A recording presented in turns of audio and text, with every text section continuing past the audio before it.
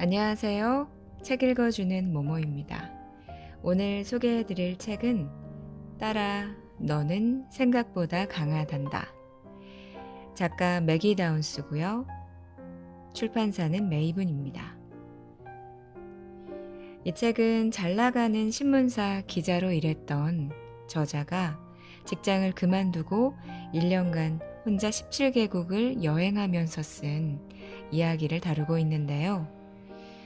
왜 갑자기 그녀는 세계 여행을 시작했을까요? 이 책의 저자의 어머니가 알츠하이머 병으로 모든 기억을 잃어버리게 됩니다. 딸의 목소리, 모습, 먹는 것, 걷는 것, 모든 기억을 잃어버린 거죠. 그런데 엄마가 그동안 하고 싶었던 버킷리스트가 바로 세계 여행이었다고 해요. 그래서 엄마를 대신해서 본인이 여행을 하면서 깨달은 것들을 적어 내려가고 있습니다. 그녀는 스카이다이빙으로 만나 결혼까지 한 남편과 페루를 시작으로 3주 동안 여행을 하고 신랑은 돌아간 뒤에 혼자 남아메리카를 거쳐서 아프리카와 아시아까지 여행을 하고 돌아왔는데요. 세계 여행을 하면서 버킷리스트를 채우는 많은 여행자들의 책들이 있었지만 이 책은 좀 달랐습니다. 보시면 여행 사진이 없어요. 가끔 이렇게 지도 그림 또 예쁜 일러스트들로 그림들이 들어있긴 하지만 사진보다는 이 저자의 이야기들 그리고 생각들, 그래서 더 좀 내밀하게 그녀의 마음을 느껴볼 수 있었습니다. 특히 엄마가 어릴 때 저자에게 너는 생각보다 강하단다 라는 말을 자주 하셨다고 하죠. 여행을 하면서 힘들 때마다 그 말을 상기하면서 엄마를 생각하는 그 마음들을 느낄 수 있었어요. 그리고 이렇게 코로나 시국에 답답한 생활 속에서 저자의 여행기를 읽으니까 함께 좀 여행을 하는 기분이 들어서 좋더라고요. 오늘 모모의 북살롱에서는 그녀가 여행했던 한 부분을 소개해 드리겠습니다. 그리고 그녀가 생각하는 엄마의 마음들도 한번 느껴보셨으면 좋겠습니다. 그럼 모모의 북살롱 시작합니다.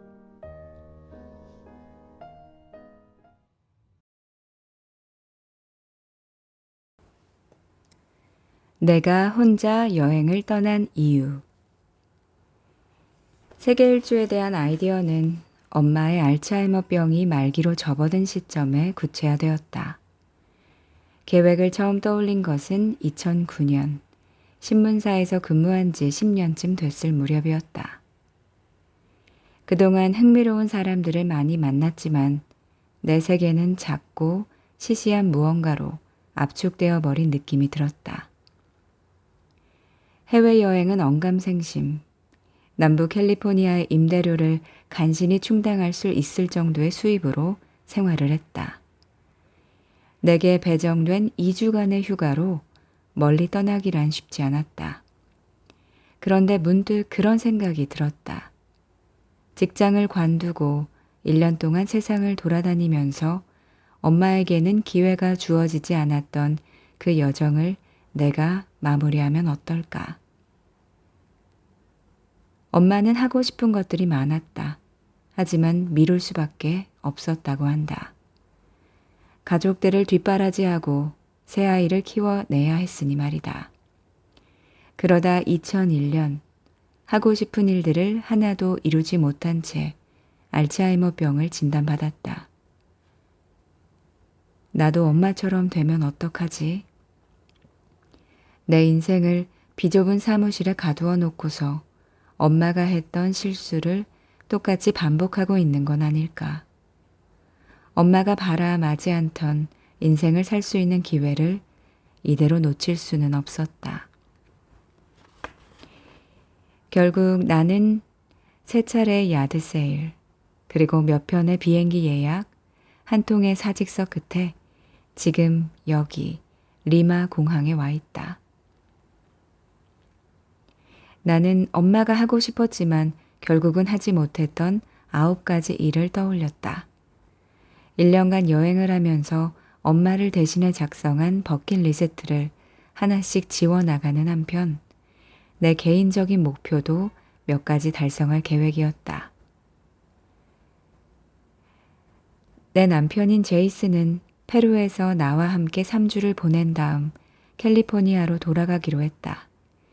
그가 떠난 다음 나는 혼자 남아서 남아메리카를 거쳐 아프리카와 아시아까지 여행을 할 생각이었다. 나 혼자 지구를 한 바퀴 돌고 집으로 무사히 돌아갈 수 있을까? 무엇보다 이런 식으로 결혼 생활을 시작했다는 사례를 들어본 적이 없었다. 결혼하자마자 1년 동안 서로 떨어져 지내는 것이 과연 어떤 결과를 가져올지 지금은 짐작되지 않는다. 쿠스코에 도착하니 누군가 주먹으로 가슴을 호되게 한 방 때리는 느낌이었다. 무지개 집 없는 신세가 된 막막한 현실이 나에게 주먹질하는 걸지도 모른다. 과거 잉카 제국의 수도인 쿠스코는 안데스의 고지대의 자리에 공기 중 산소가 희박하다. 비행기에서 내리자마자 천식 때문에 폐가 당기는 느낌이 들었다. 고산지대에 적응할 때까지 힘들 거라 예상은 했지만 이 정도로 강도 높고 즉각적으로 다가올 줄은 몰랐다. 숨을 들이쉴 때마다 바람 새는 풍선을 불 때처럼 굉장한 노력이 필요했다.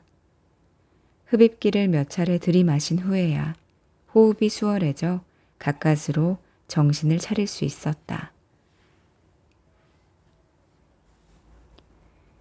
여행의 시작 페루. 공항을 나서는데 투어 가이드, 택시 운전사, 숙박업소 직원들, 행상들이 하나같이 우리의 소매를 잡아 끌었다.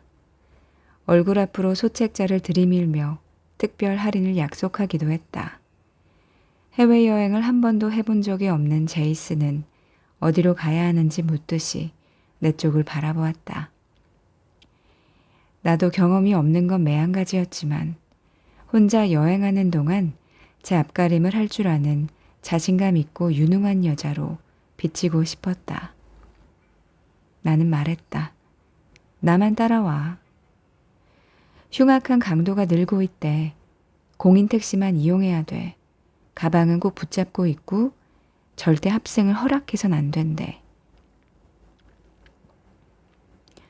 그렇지만 우리는 공인택시는 고사하고 자동차라고 부르기도 민망한 차량 앞으로 가게 됐다.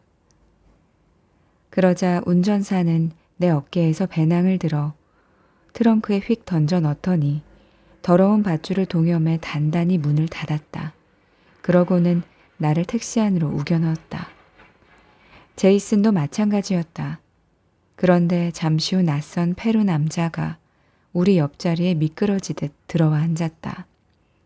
당황한 나는 운전사에게 말했다. 안 돼요. 모르는 사람과 합승하지 않겠어요.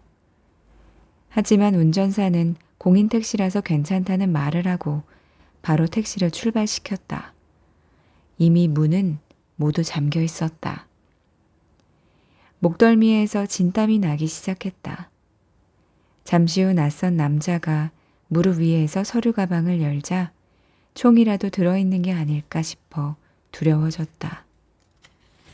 그런데 남자는 웬 사진들을 우리에게 보여주며 중고차 영업사원처럼 열띤 목소리로 물었다. 마추픽추를 구경해 보시는 건 어떠세요? 그럼 마켓 투어는 어떠실까요? 알파카 농장에 들렀다가 알파카 매장까지 모셔다 드려요. 이번엔 제이슨이 나서서 괜찮다고 말했다. 하지만 판매원은 멈추기는커녕 점점 더 많은 사진을 보여주며 어떻게든 투어 상품을 팔려고 했었다.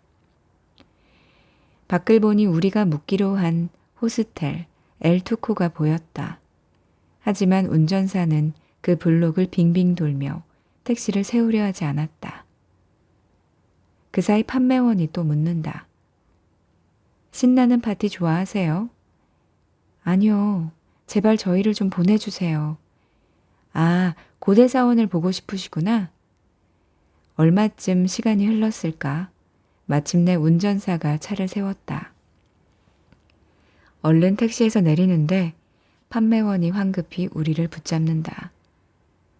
엘투코에 묵으세요? 제가 바로 엘투코에서 일하는데 손님만을 위해서 특별히 할인을 해드릴게요. 36시간 연속 깨어있기 때문일까? 아니면 이 낯선 사람이 우리를 지치게 만들어서였을까? 이유와 어찌됐든 우리는 그가 체크인하는 곳까지 따라오도록 그냥 내버려 두었다. 주인이 나왔다. 육중한 몸집으로 정문을 가로막고 서서 우리를 따라온 판매원에게 스페인어로 소리친다. 그러자 판매원이 뭐라고 중얼중얼 대꾸했고 그 말을 들은 주인은 고함을 지르며 한 걸음 앞으로 나갔다. 고요한 실내에 어색한 분위기가 감돌았다. 내가 정적을 깼다. 체크인할 수 있을까요? 너무 피곤하네요. 체크인은 3시간부터예요. 일단 로비에 앉아서 쉬고 계세요. 쿠스코에 오느라 수고 많으셨습니다. 1박에 $8짜리 객실에 뭘 기대한 건 아니었지만 현실은 더 처참했다. 우리는 각자의 폼 매트리스 위에서 양털 모자를 귀까지 눌러 쓰고 냉기와 싸우며 잠을 청해야 했다. 제이슨이 나에게 사랑해 라고 말했지만 나는 입술이 덜덜 떨려 대답을 할 수 없었다. 아이러니하게도 곰팡이로 뒤덮인 샤워기에서 나오는 물은 고통스러울 정도로 뜨거웠다. 그래서 샤워를 제대로 할 수가 없었다. 그러나 이것이 남아메리카에서 하게 될 마지막 온수 샤워였으며 나중에는 내 피부를 잘 익은 토마토색으로 바꿔놓은 이 뜨거운 물이 아쉬워질 줄은 몰랐다. 쿠스코에 안전하게 도착했다고 전화를 했을 때 아빠는 마침 엄마와 같이 있었다. 정확하게 말하자면 내가 어린 시절을 보낸 벽돌집에서 50km 정도 떨어진 알츠하이머병 환자용 특수시설이었다. 아빠는 매일 그곳에 가서 엄마를 보살폈다. 내가 전화했을 때 아빠는 엄마 귀에 전화기를 대주었다. 아무리 또박또박 큰 소리로 말해도 청력까지 나빠진 엄마가 내 목소리를 알아차릴 리 만무했지만 그래도 나는 말했다. 엄마, 쿠스코에 왔으면 너무 좋아했을 것 같아. 산이 엄청 크고 푸르러요. 다음에 모시고 올게. 물론 뻔한 거짓말이다. 그리고 사실 나는 엄마에게 말을 붙이기가 편치 않았다. 어릴 적부터 엄마와 수많은 대화를 나눠왔고 그러다가 한밤중에 엄마한테 비밀을 털어놓은 적도 있었지만 이제는 엄마에게 무슨 말을 해야 할지 알 수가 없었다. 반응이 거의 없어서 엄마가 뭘 좀 알아듣긴 하는 건지 도통 알 수 없었기 때문이다.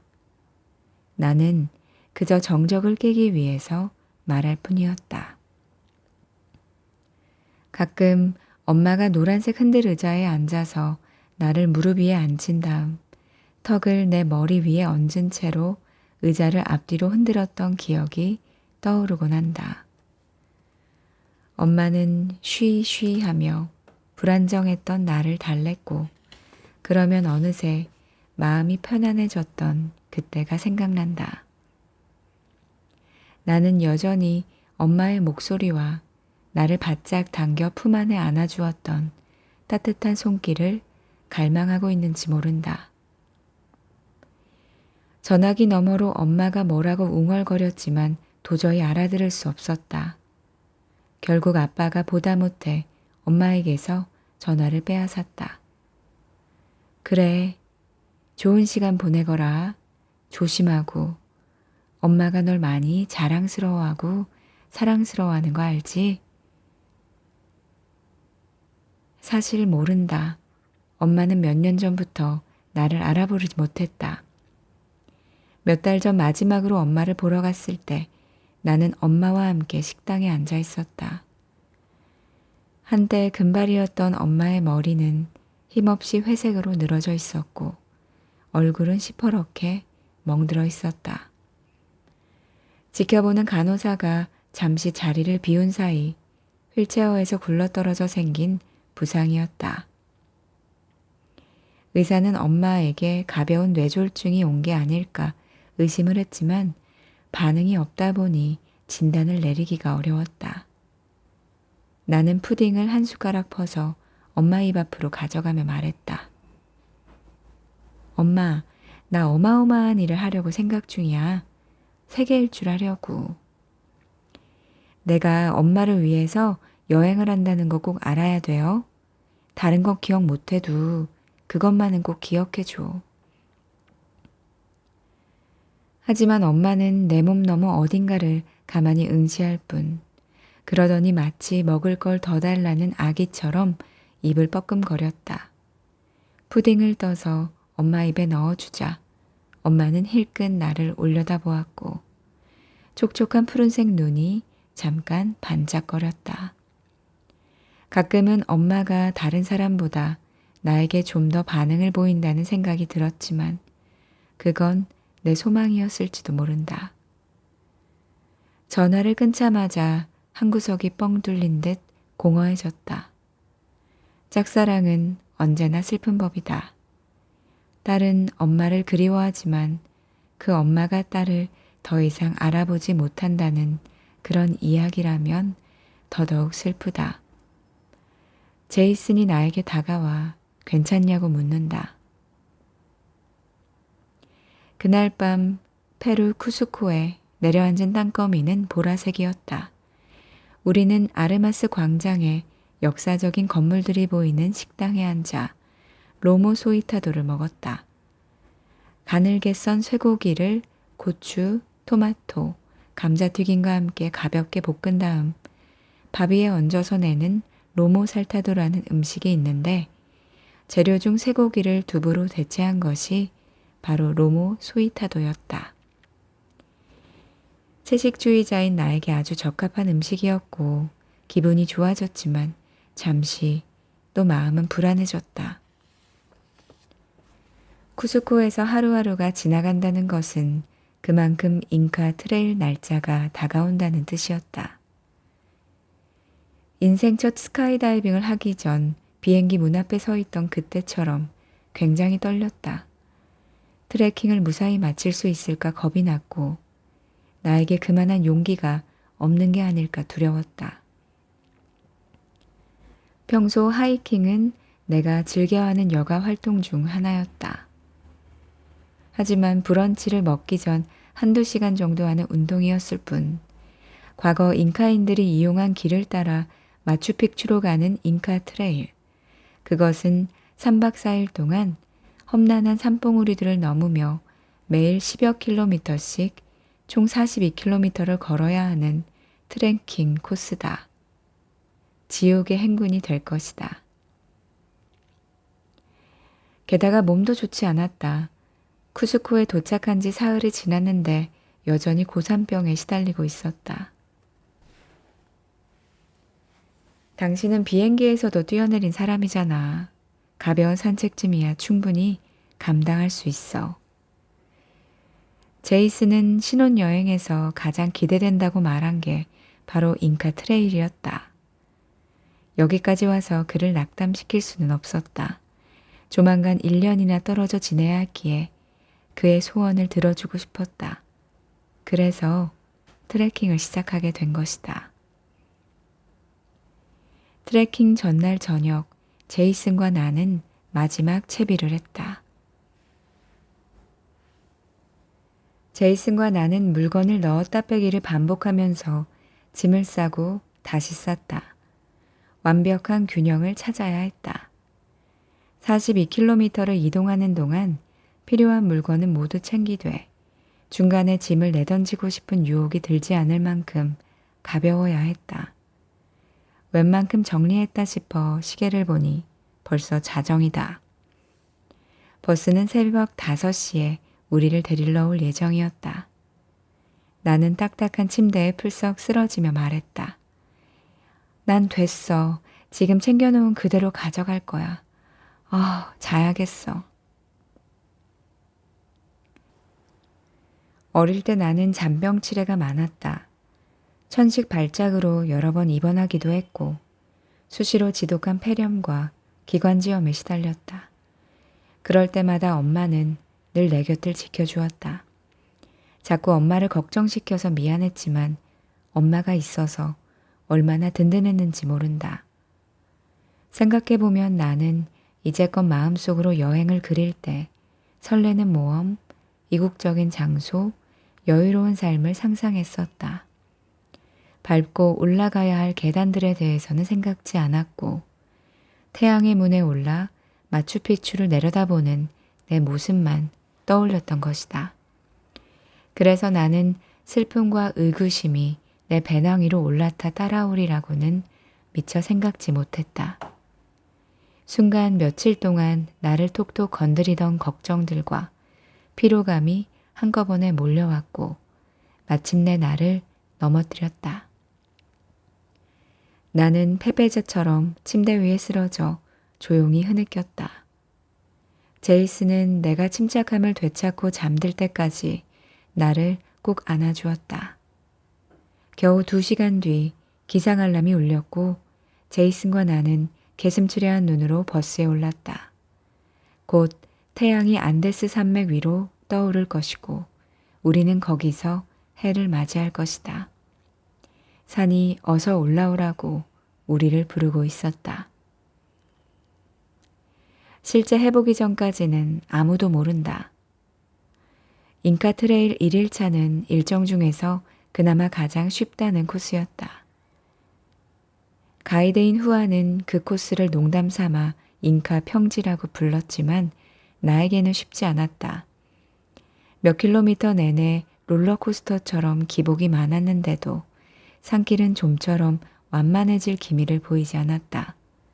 그래도 일행과 보조를 마치기 위해서 애를 썼다. 도중에 우리는 다른 그룹의 낙오한 등산객들도 만났다. 축 처진 고개와 활기 없는 눈으로 당나귀에 탄 채 몸을 늘어뜨리고 있는 그들은 한눈에도 아파 보였다. 산행이 혹독하면 저럴까 싶어 갑자기 마음이 무거워졌다. 그런데 후안이 쐐기를 박듯 말한다. 저게 문제예요.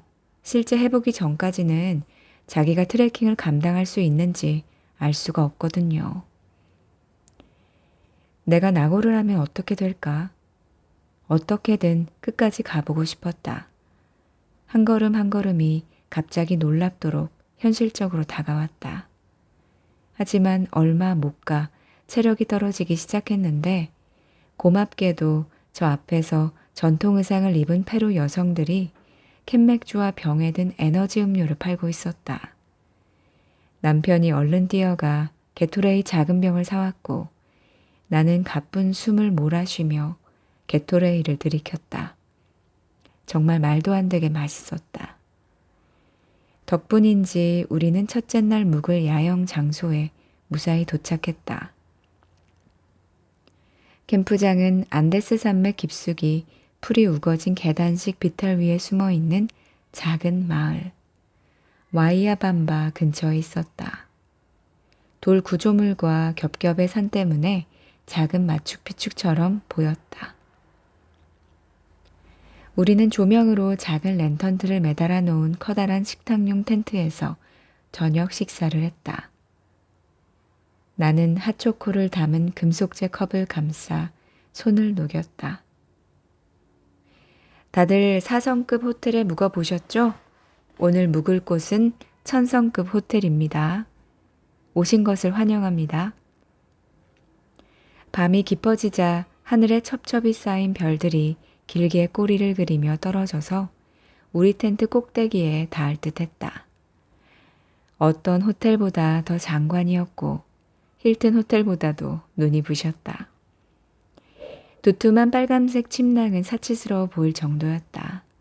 침낭을 보는 것만으로도 긴장이 풀렸다. 3박 4일 걷고 또 걷고. 새벽 5시 보조 가이드인 페드로가 우리 텐트의 지퍼를 열고 조그만 얼굴로 빼꼼 내밀며 말한다. 커피나 차를 드릴까요? 페드로가 뜨거운 양철컵을 내밀었는데 잠이 덜 깬 상태라 주는 대로 마셨다. 거의 다 마실 즈음 코카잎으로 만든 코카차라는 걸 깨달았다. 풀과 약초 맛이 났지만 녹차보다는 약간 달았다. 코카잎은 각성 성분이 약해서 고산병을 진정시키는 용도로 곧잘 사용된다고 한다. 제이슨, 내 세포가 춤을 추는 것 같아.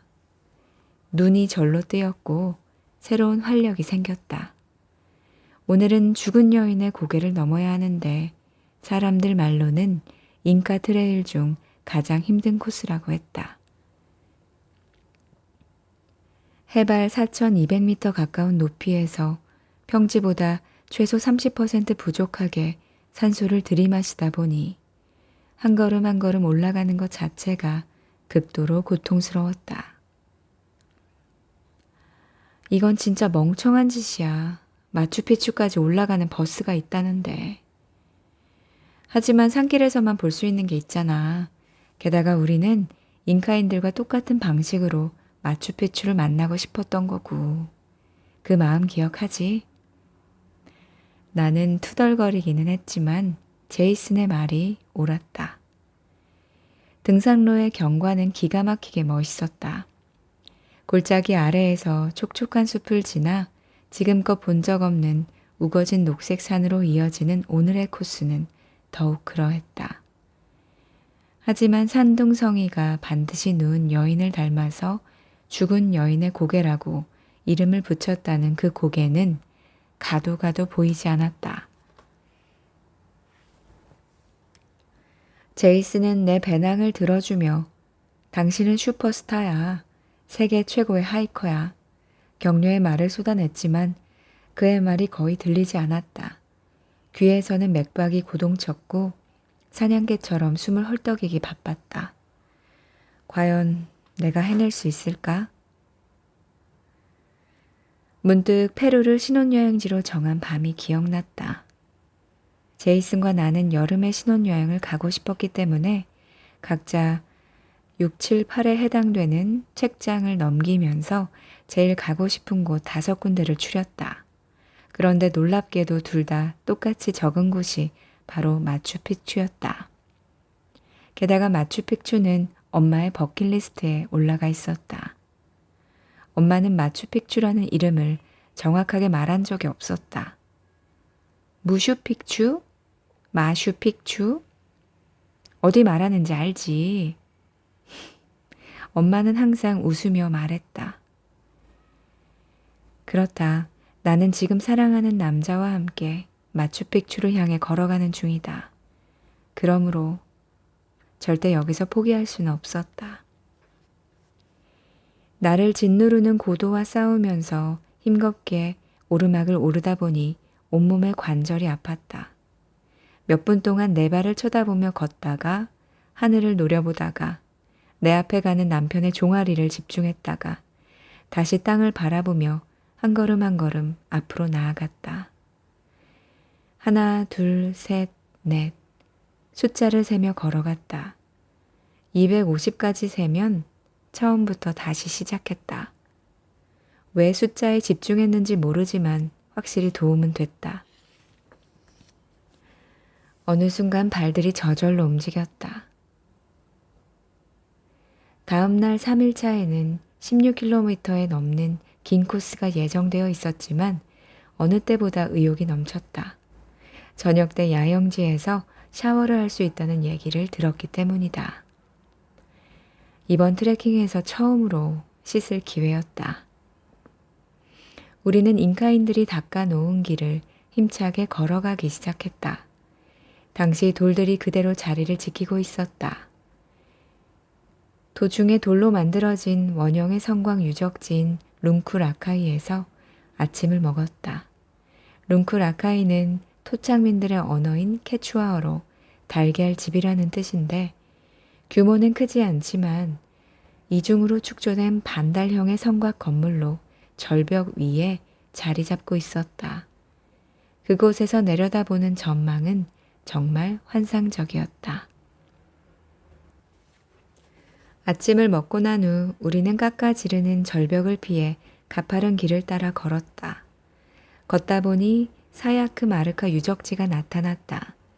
케추아어로 접근이 어려운 마을이라는 뜻의 사야크 마르카는 삼면이 까마득한 수직의 절벽 위에 세워진 성곽으로 요새의 형태를 갖추고 있었다.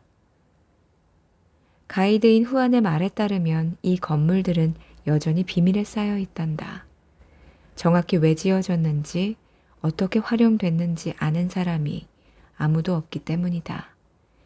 나는 압도되고 말았다.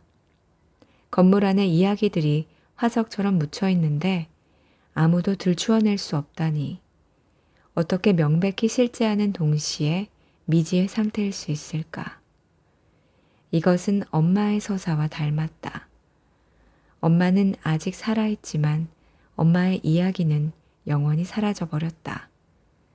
이승과 저승의 사이에 어딘가에 멈춰 서서 매일 강제로 살아야 하는 죽음과 같은 삶.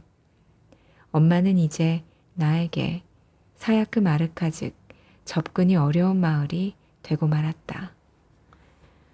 엄마가 알츠하이머 병을 판정을 받고 나는 허둥지둥 엄마에 대한 기억들을 붙잡아 보려 했지만 이미 시간이 기억을 흐려놓은 뒤였다. 조각조각 단편적인 장면들은 기억난다. 어릴 적 우리 집 뒷마당엔 풀이 무성했다. 엄마는 내가 정원용 스프링클러 사이를 뛰어다니게 내버려 두었다. 나는 물을 뚝뚝 떨어뜨릴 정도로 흠뻑 젖었다. 그리고는 깔깔깔 웃었다. 오후가 되면 우리는 근처에 있는 연못까지 걸어가서 빵 부스러기를 오리들에게 던져주곤 했다. 숲에서 야생 오리를 따다 보면 손이 멍든 것처럼 시퍼렇게 물들곤 했다. 한 번은 내 플라스틱 디지털 시계가 멈추자 엄마는 기계는 좀 때려줘야 말을 듣는다니까. 손바닥 위에 시계를 놓고는 손이 빨개질 정도로 시계를 때렸다. 그러자 신기하게도 엄마 말대로 시계의 디지털 숫자가 다시 나타났다. 엄마가 바스락거리는 옥기 소리와 함께 집으로 돌아오던 그 모습들. 엄마가 해주는 이마 뽀뽀를 받기 위해서 잠을 자고 나면 이마를 들이댔던 모습들. 나는 반짝이는 장신구를 걸치고 우아하게 옷을 차려입고 한 줄기 달빛을 받으며 향수 냄새와 뒤섞인 달콤한 딸기 칵테일 냄새를 풍기는 엄마의 모습을 보는 것이 좋았다. 그렇게 활기 넘치는 엄마는 정말 예뻤다. 눈을 감으면 엄마의 모습이 살아난다. 하지만 눈을 뜨면 엄마도 사라지고 만다. 4일차 새벽 4시 역시나 페드로가 우리를 깨웠다. 우리는 침묵 속에 아침으로 나온 커피와 얇게 만 크레이프를 먹었다. 오늘은 이번 트레킹에서 제일 쉬운 코스. 3시간 정도만 가면 태양의 문에 다다를 예정이었다. 드디어 꿈에 그리던 마추픽추를 내 눈으로 직접 보게 되는 뜻깊은 순간이었다. 우리는 막루지기에 도착해 서류를 확인했다. 그가 도장을 찍어주자마자 우리는 전속력으로 달렸다. 일출을 봐야 했기 때문이다. 다행히 동이 틀 무렵 마지막 오르막길에 도착했고 50여 개의 계단을 거의 수직으로 올라가야 하는 코스였다. 나는 어린아이처럼 엉거주춤, 엉금엉금 주춤거리다 내 발로 기어오르기 시작했다. 드디어 정상에 다다라 아래를 내려다보았다. 꿈에 그리던 마추픽추다. 안데스 산맥 해발 2400m 높이에 만들어져 산 아래서는 보이지 않아 일명 공중도시라 불리는 마추픽추. 잉카인들이 스페인의 군대를 피해 만들었다는 도시 마추픽추는 분명히 거기에 있고 두 눈으로 똑똑히 보고 있는데도 왠지 이 세상에 있을 법한 장소 같지 않았다. 왜 마추픽추가 세계 7대 불가사의 중 하나로 꼽히는지 알 것 같았다. 200개의 구조물로 이루어진 마추픽추 보호지구는 가파른 화감암 능선 위에 자리 잡고 있으며 흰바위를 깎아 만든 계단식 농지가 산비탈을 따라 펼쳐진다. 각 건물들의 벽은 돌과 돌 사이에 칼날 하나 들어가지 않을 정도로 완벽하게 맞물려 있었다. 그 사이에는 한가롭게 라마들이 풀을 뜯고 있다. 제이슨과 나는 산에 앉아서 산을 가로지르는 태양을 바라보았다. 화려한 녹색의 앵무새 떼가 머리 위에서 급강하했다. 순간 시야가 눈물로 뿌옇게 흐려졌다. 마추픽추의 장엄한 풍광을 온몸으로 받아들이면서 나는 엄마를 생각했다. 분명 엄마는 내가 혼자 여행을 떠난 이유. 세계 일주에 대한 아이디어는 엄마의 알츠하이머병이 말기로 접어든 시점에 구체화되었다. 계획을 처음 떠올린 것은 2009년, 신문사에서 근무한 지 10년쯤 됐을 무렵이었다. 그동안 흥미로운 사람들을 많이 만났지만 내 세계는 작고 시시한 무언가로 압축되어 버린 느낌이 들었다. 해외여행은 언감생심, 남부 캘리포니아의 임대료를 간신히 충당할 수 있을 정도의 수입으로 생활을 했다. 내게 배정된 2주간의 휴가로 멀리 떠나기란 쉽지 않았다. 그런데 문득 그런 생각이 들었다. 직장을 관두고 1년 동안 세상을 돌아다니면서 엄마에게는 기회가 주어지지 않았던 그 여정을 내가 마무리하면 어떨까? 엄마는 하고 싶은 것들이 많았다. 하지만 미룰 수밖에 없었다고 한다. 가족들을 뒷바라지하고 새아이를 키워내야 했으니 말이다. 그러다 2001년 하고 싶은 일들을 하나도 이루지 못한 채 알츠하이머병을 진단받았다. 나도 엄마처럼 되면 어떡하지? 내 인생을 비좁은 사무실에 가두어 놓고서 엄마가 했던 실수를 똑같이 반복하고 있는 건 아닐까.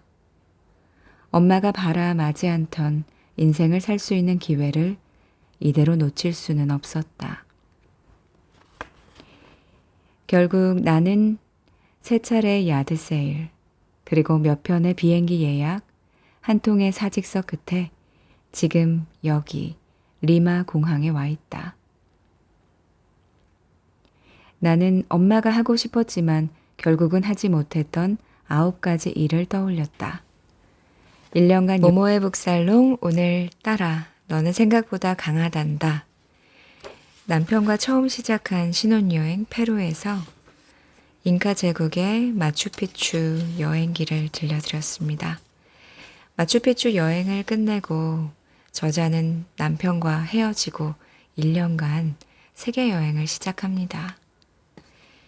그녀는 앙코르와트도 가보고 나일강에서 급류를 타보기도 하고 우유니 사막을 걷고 인도 아시람에서 기도를 올리기도 하죠. 그런 과정에서 죽을 고비도 여러 차례 넘겼어요. 그렇게 1년간 지구 한 바퀴를 돌고 17개국을 여행한 끝에 집으로 돌아옵니다. 그리고 나서 그녀는 비로소 엄마의 죽음을 온전히 받아들이죠. 그리고 앞으로 그 어떤 고난과 위기가 닥쳐온다고 해도 후회 없이 내 삶을 살겠다라고 결심합니다. 알츠하이머 병이 유전이 된다고 하죠. 그래서 유전이 될지도 몰라서 항상 자녀를 낳는 것을 겁내했었대요.